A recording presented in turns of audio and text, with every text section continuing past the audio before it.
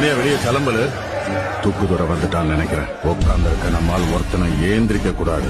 ஏத்தி கட்டின வேட்டி இறங்க கூடாது.